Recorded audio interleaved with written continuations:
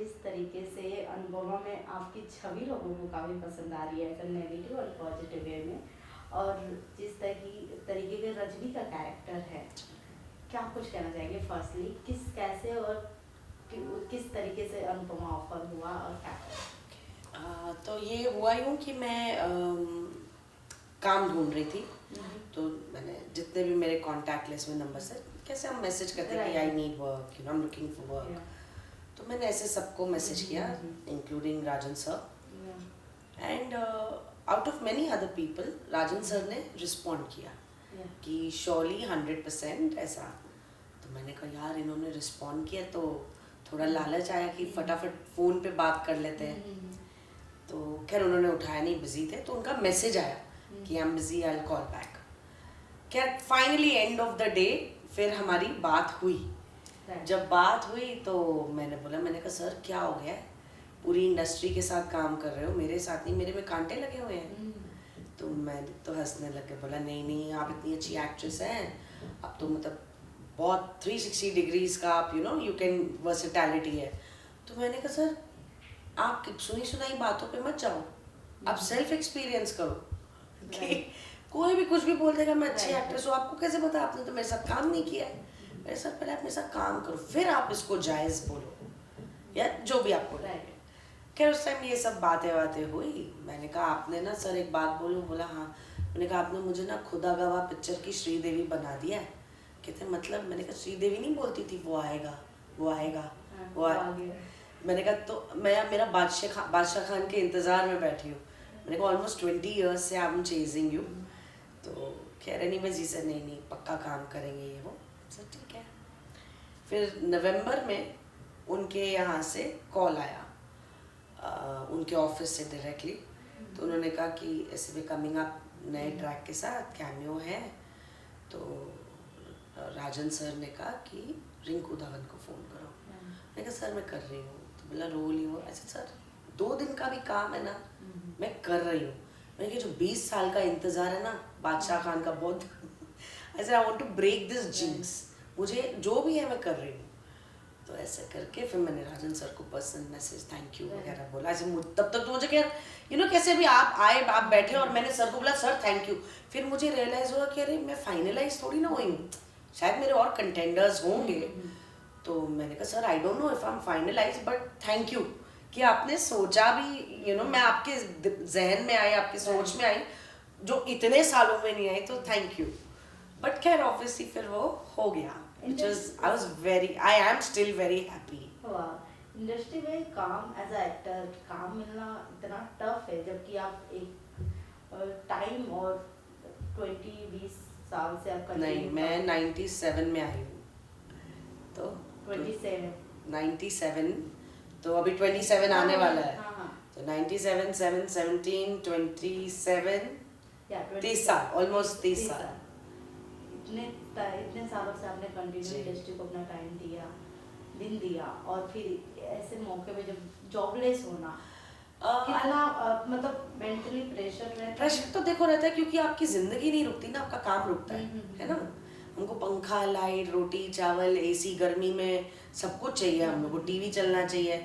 तो आपकी बेसिक जिंदगी तो रुकती नहीं है ना, आपका काम रुक भी जाए तो डेफिनेटली वो स्ट्रेस तो रहता ही है कि यार यू नो ठीक है, अगर आपने इतना कमाया है, इतना बचाया है, तो ये तो ऐसी इंडस्ट्री है कि आपको पता ही नहीं कि काम कल मिलेगा या शायद 1 साल बाद मिलेगा, वो तो पता ही नहीं है। वो तो लाइक मैं 25 कॉल करके आपको बोल सकती हूँ मुझे काम चाहिए, लेकिन मैं अपने आपको काम रोल नहीं दिलवा सकती, है ना। वो तो काफ़ी लेयर्स की बाद जाके कोई भी एक्टर हो वो फाइनलाइज होते हैं, तो वो मैं नहीं कर सकती। तो उसमें लेकिन मेरी ज़िंदगी नहीं रुक रही है, तो that becomes tough, that becomes stressful कि शिट अब ये काम खत्म हुआ, अब अगला कब आएगा।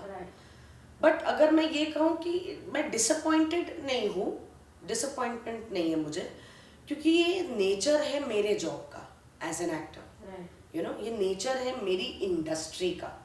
तो अगर मेरी इंडस्ट्री ने मुझे सब कुछ दिया है तो मुझे उसके साथ इंतज़ार भी दिया है। अब उसको मैं कितने बखूबी यू नो काट सकती हूँ, वो तो मेरे पे डिपेंडेंट है, उसके लिए my industry is not responsible. So show की बात करें तो रूपाली गांगुली मैम के साथ में कैसा बॉन्ड है, क्योंकि रिसेंटली आज शो में आपका बर्थडे सेलिब्रेट किया गया है और आपका डांस मूवमेंट नहीं नहीं, रूपाली और मेरा काफ़ी ऑनेस्टली स्पीकिंग काफ़ी कॉर्डियल प्रोफेशनल बॉन्ड है। रीज़न बहुत सिंपल है। रूपाली जिस वक्त सेट पे आती है से उसके पैकअप तक वो बैक टू बैक सीन्स में होती है, सिवाय वो लंच ब्रेक के। हमारा स्नैक ब्रेक भी वी डोंट गेट कि हम अपने कमरे में बैठ के स्नैक खा रहे हैं, वो काम होते होते ही अरे हाँ अरे, हमारा स्नैक ब्रेक भी ऐसा होता है। तो अगर मैं अपने स्नैक ब्रेक की बात कर रही हूँ तो रूपाली का तो डेफिनेटली मुझसे ज़्यादा होगा, because she is playing the title Anupama, you know. तो मतलब अगर रूपाली का सीन आपके साथ चल रहा है, उसमें मैं नहीं हूँ, तो मुझे तो फिर भी आराम मिल गया। बट वो अगर 10 सीन प्लान है डे में, तो 10 सीन में रूपाली है, 10 नहीं तो 9 सीन में रूपाली की, भाई चलो एक सीन दूसरी फैमिली का कुछ हो रहा होगा, you know what I mean. तो वो तो ऑलरेडी बैक टू बैक जा रही है, तो उनके पास तो वैसे ही टाइम नहीं है। और अगर जो भी थोड़ी बहुत गपशप हुई तो वो तब हुई कि यहाँ खड़े और थोड़ा कैमरा शिफ्ट हो रहा है तो उतने में गपशप, अरे यार मुझे बहुत भूख लगी, यार मेरा सिर दुख रहा है, you know, there is no time. अब तो मैं इसीलिए उसे बहुत कॉर्डियल प्रोफेशनल एक रिलेशनशिप बोलूँगी रूपाली के साथ। Two amazing actors, I consider with all humbleness that I do a good job. तो रूपाली बहुत अच्छी परफॉर्मर है, तो जब एक सीन होता है तो वो सीन अगर इस लेवल पे लिखा होगा तो डेफिनेटली रूपाली और मैं जब सीन में होते हैं तो I can feel that energy कि वो सीन एकदम उठ गया है, यू नो, कि वो आपको एक एक्टर टू एक्टर वो एक एनर्जी मिल जाती है, एंड दैट इज ब्रिलियंट। तो मतलब I am very grateful and I am very thankful कि I have such a brilliant को actor as a performer. And बाकी यार करना क्या है, अपनी लाइनें करो, अपना काम करो, थोड़े और क्या खाना खाया नहीं खाया, अच्छा चल, there is no time, you know. तो अगर सीन खत्म भी हो गया तो मुझे भी जाके अगले सीन की प्रेपरेशन करनी है।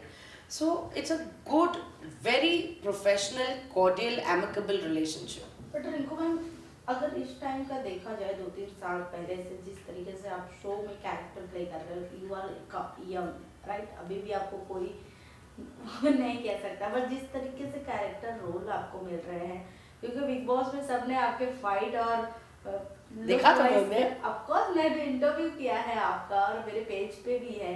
देन जिस तरीके से आपका बिग बॉस में हमने देखा था लुक वाइज, अभी भी आपको यंग ही कहा जाता है, और कहीं ना कहीं जिस तरीके से कैरेक्टर आपका मिलता है वो काफी ओल्ड दिखाया जाता है, कभी ऐसा नहीं है? I don't think old, I tell you, मैं अगर फॉर एग्जांपल अनुपमा में रजनी देसाई कर रही हूँ, जिसका एक 23-24 साल का लड़का है, तो मेरी रियल लाइफ में मेरा बेटा भी 24 साल का ही है, तो मुझे लगता है मैं दादी का रोल नहीं कर रही हूँ। फॉर एग्जाम्पल अगर हम अनुपमा की जर्नी की बात करें तो आप ये नहीं बोल सकते ना कि भाई अनुपमा नानी या दादी का रोल प्ले कर रही है, क्योंकि एक जमाना ऐसा भी था ना कि जब लड़कियों की शादी बहुत जल्दी हो जाया करती थी, and at a very young age, at 45-50 they would become nani dadi also, you know, तुरंत बच्चे पैदा हो गए, वो बच्चे बड़े हो गए, उनकी जल्दी शादी हो गई, तो ये बहुत नॉर्मल है। रही बात मैं जो रोल्स कर रही हूँ वो मैं अपने एज के हिसाब से कर रही हूँ।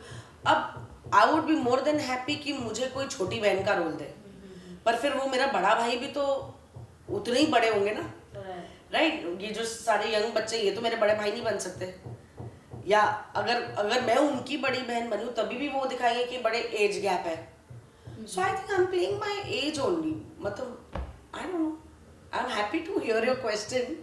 एंड बट अगर मैं बात करूँ शो का, जिस तरीके से रजनी और पराग की केमिस्ट्री दिखाई जा रही है, कहीं ना कहीं दोनों समधी के बीच में रजनी गेम खेलते हुए, मुझे तो लगता है रजनी को ज्यादा चुल पड़ी हुई है, राइट? और हम ये भी जानना चाहेंगे कि रजनी और पराग का वो रिलेशन क्या है जिसमें रजनी हमेशा टोंट मारती रहती है कि तुमने जो किया।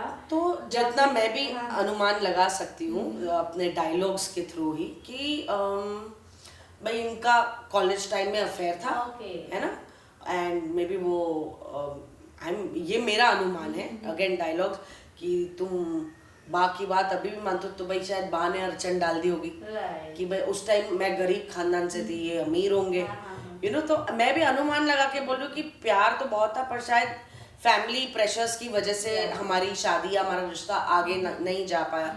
प्लस जो एक डायलॉग में पराग ने भी बोला था, मैं यूएस चला गया, तो इतना कोई बैक स्टोरी हमारी इलैबोरेट की नहीं है, इट्स लाइक अ प्रिजम्पशंस कि भाई आपकी मेरी एक दोस्ती थी एक जमाने में, फिर आप अपनी जिंदगी में आगे बढ़ गए, मैं अपनी जिंदगी। अब इतने सालों बाद हम आमने सामने आए, तो कुछ तो स्पार्क्स आएंगे ना, कुछ तो जो एक खटास मन में है वो जो इतने सालों की थी वो एकदम देख के कुछ तो निकलेगा ना। तो आई थिंक वैसा ही कुछ एक टच एंड गो वाला हो रहा है। बट कहीं ना कहीं रजनी का जो कैरेक्टर अनुपमा में है, एक अलग तड़का और मसाला लगा रहा है। Okay. और लोगों को काफी पसंद भी आ रहा है, जेन्युइनली मुझे तो काफी पसंद आ रहा है। Thank you so much, thank you so much. जिस तरीके से क्या बोलते हैं, आपका कैरेक्टर है और आपके सन का कैरेक्टर है, हाँ काफी शो को आगे बढ़ाते हुए जा रहा है। हाँ। एंड लास्टली क्या कुछ कहना चाहेंगे ऑडियंस के लिए और व्यूअर्स के लिए? अकॉर्डिंग ऑडियंस और व्यूअर्स को तो यही कहना चाहूंगी कि अनुपमा को तो आप ढेर सारा प्यार इतने सालों से दे रहे हो और आगे भी देते रहिए, और उसमें मुझे भी अपना बना लीजिए।